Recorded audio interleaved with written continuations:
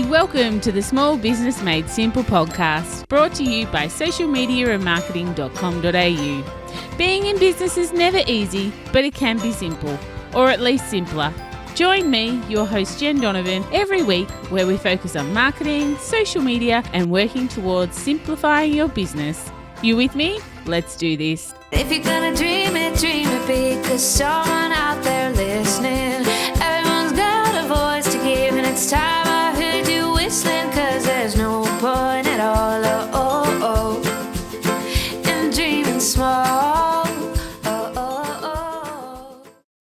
Why, hey there, my amazing listener. Welcome, and thank you for joining in for another episode of the Small Business Made Simple podcast. This is episode 291, and I appreciate you lending me your ears today. I know you have lots of choices of things to do right now, and I appreciate you tuning in to this podcast episode.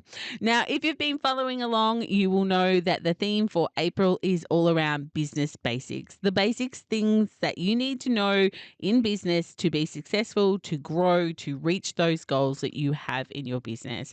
Now, even if you've been in business for a while, don't be fooled, because sometimes coming back to the basics is exactly where you need to be in order to move forward. So that's what we're talking about for all of April. Now, today I'm talking about, I'm sharing with you some of the best business, let me get that right, best business advice from your peers. So basically, I saw a Facebook post. It had that had the question, "What was the best business advice you've got?"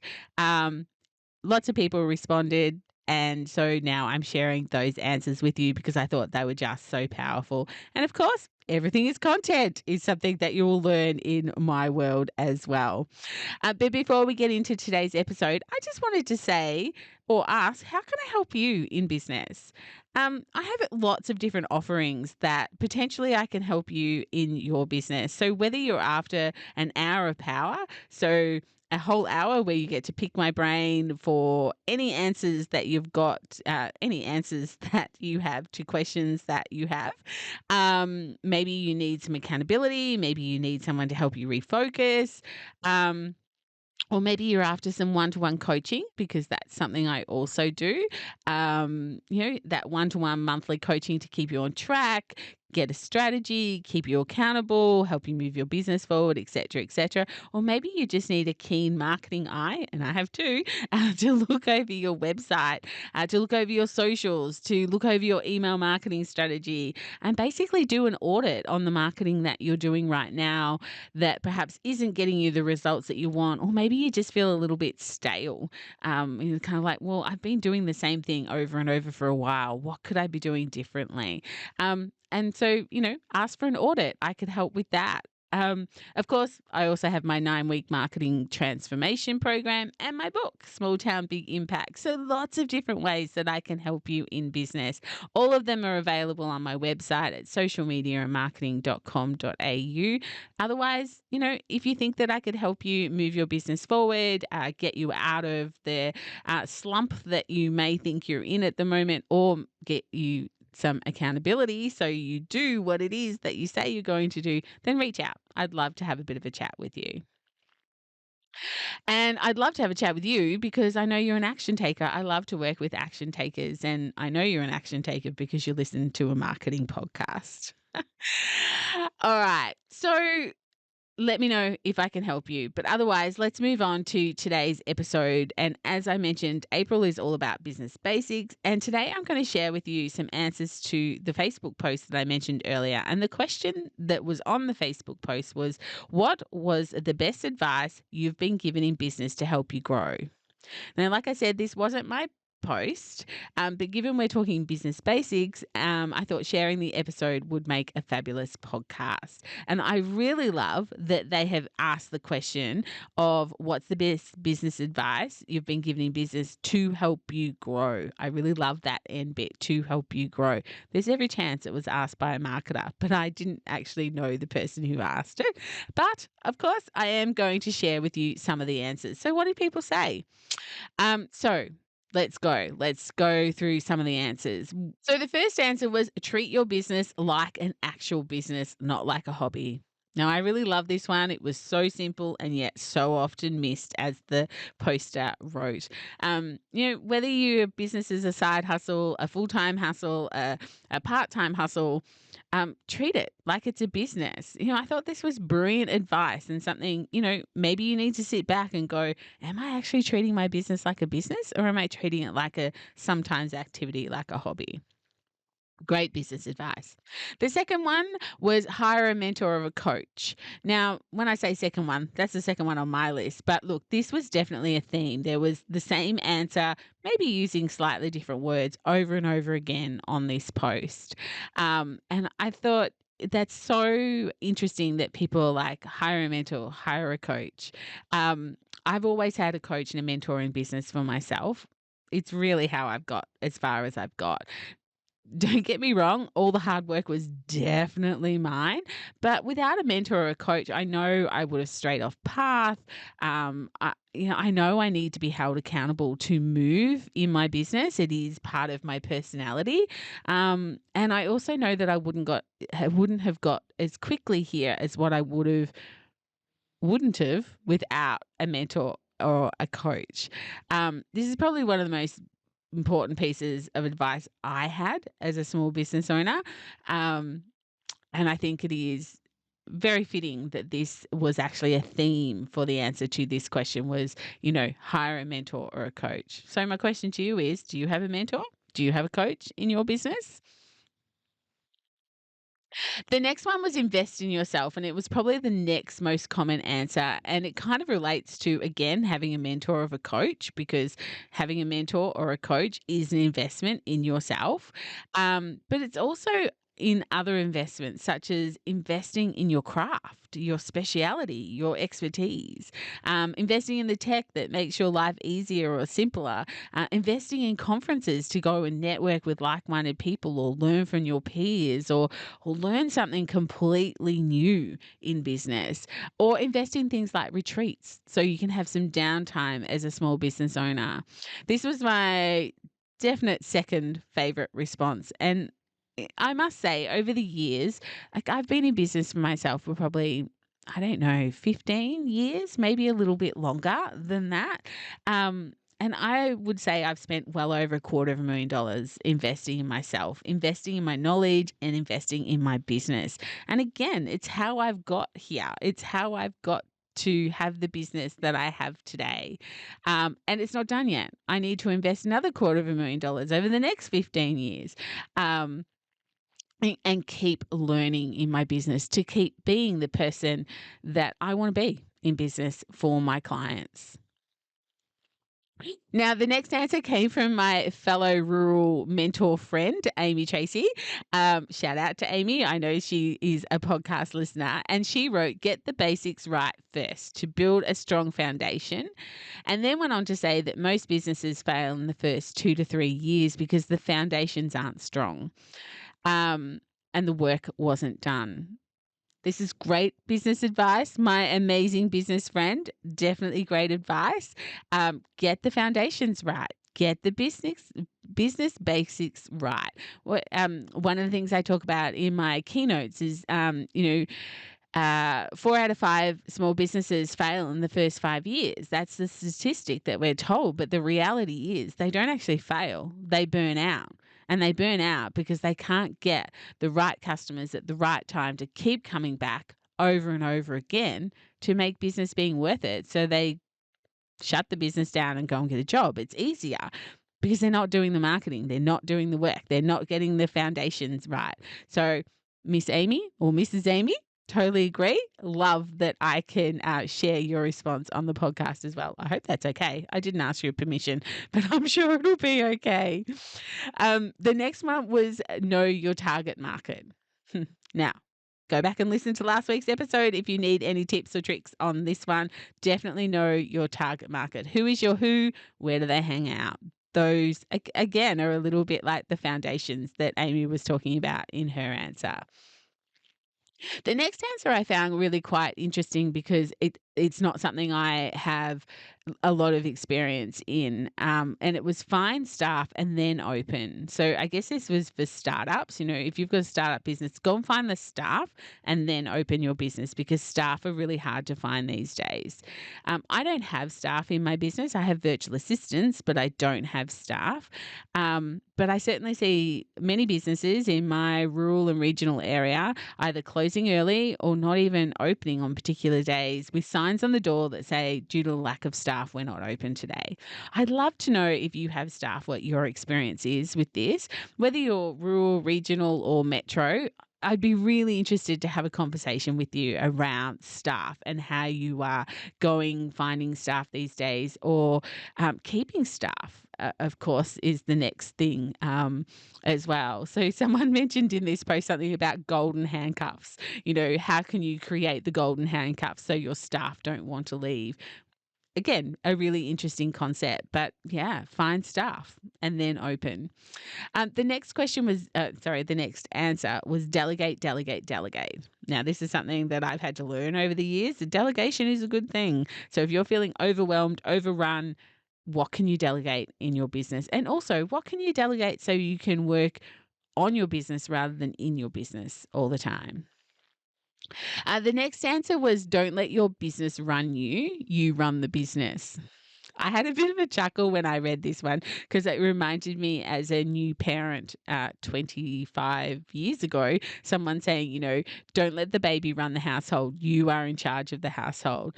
And that was probably the worst advice I was given as a new parent, because it's so not true. But anyway, don't let the business run you, you run the business. And again, this comes down to delegation. This comes down to investing in yourself. This comes down into your systems and processes. This comes down to you realizing that you have to work on the business, not in the business all the time. And also the ramifications of letting the business run you. Now, I have one of my very, very best friends, one of my oldest best friends, who runs a really important business to our small town. But her business has always run her. We've been best friends for 25 years, and for 25 years, she's struggled to find time to do anything but be in the business, doing the doing. And it's really hard to watch. It's really hard to watch. So don't let the business run you. You actually run the business. The next answer that I loved was, put your efforts into growing your email list. It will convert the highest, and it does. Now, I didn't write that. But the person was definitely talking my love language here. I don't know one person that I've worked with in the last 15 to 20 years that has said, oh, I wish I started my email list later in my business. Never. It's always, I wish I had started it earlier. So I love that answer. The next answer, so there's like 5 more. I promise I won't keep you too much longer. Be careful who you listen to. And I thought this one was pretty powerful. I often talk about being aware of who you're letting into your ears. There are so many people out there giving business advice.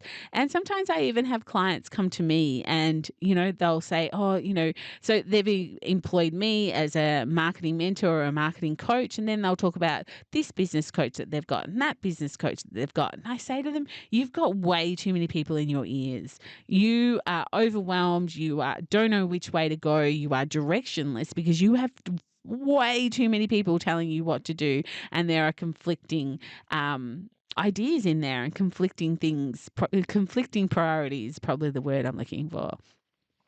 I have one of my favorite sayings, and it is, don't let those in the cheap seats have an expensive opinion.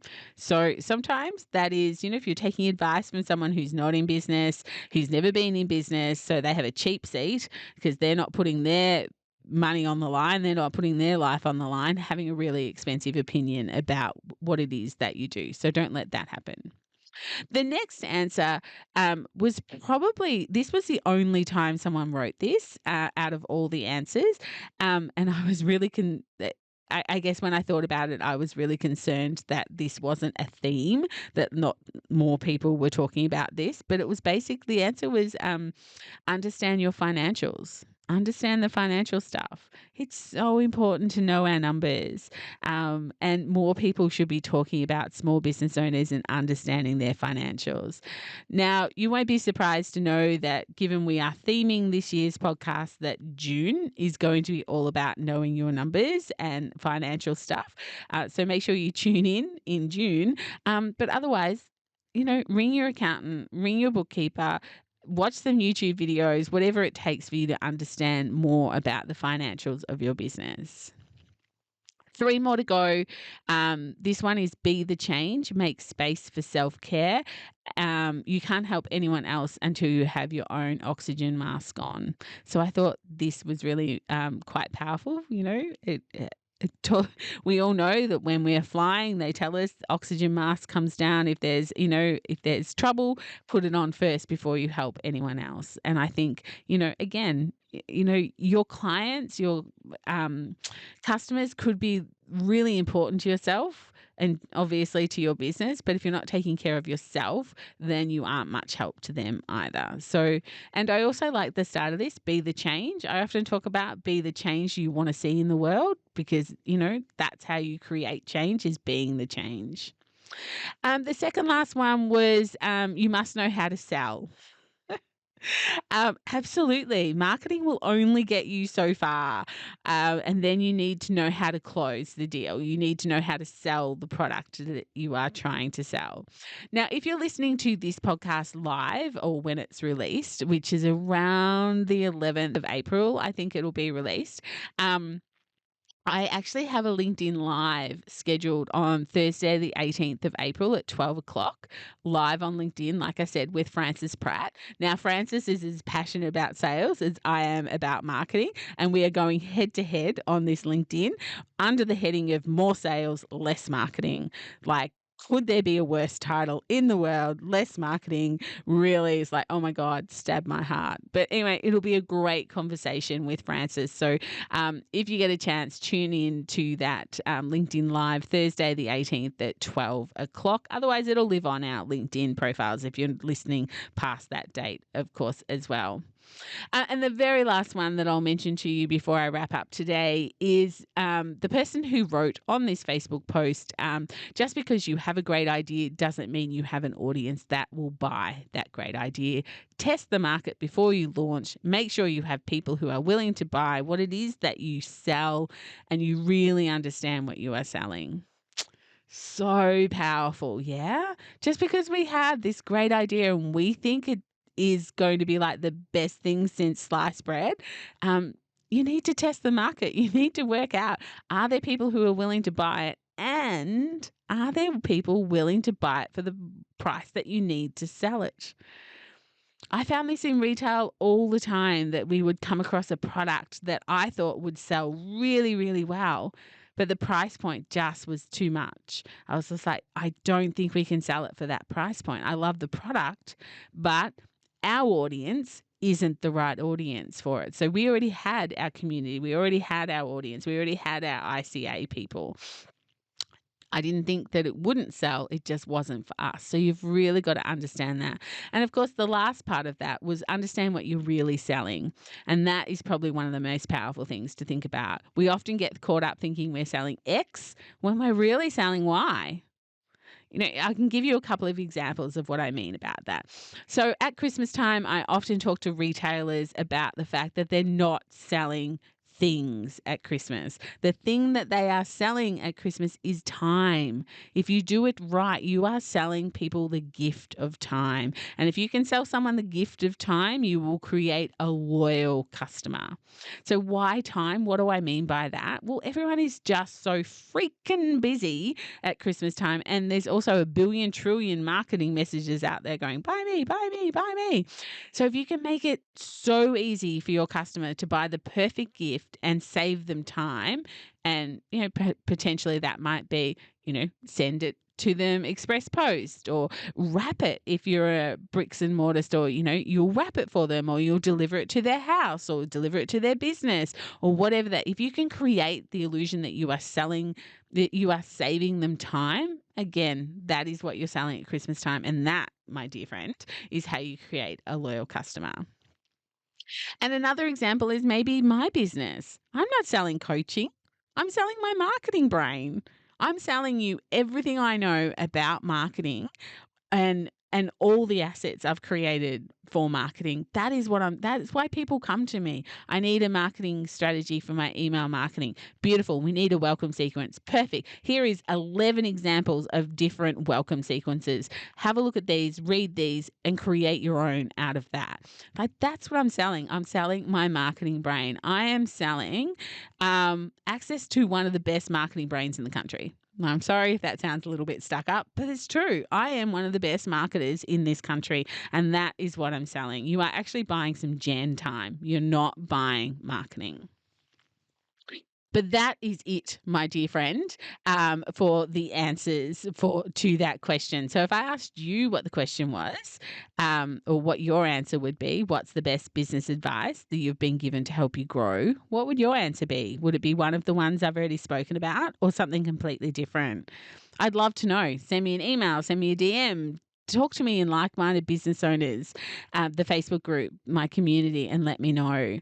Or similarly, let me know, what was your biggest takeaway from today's chat? What was your aha moment of all the answers that were there?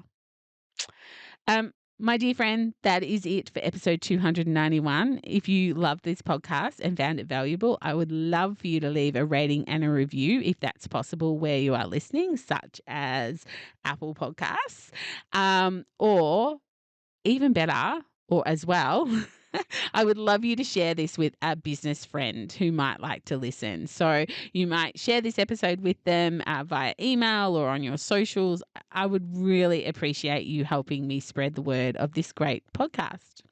If you're not part of my community in Like-Minded Business Owners, the Facebook group, come and join there.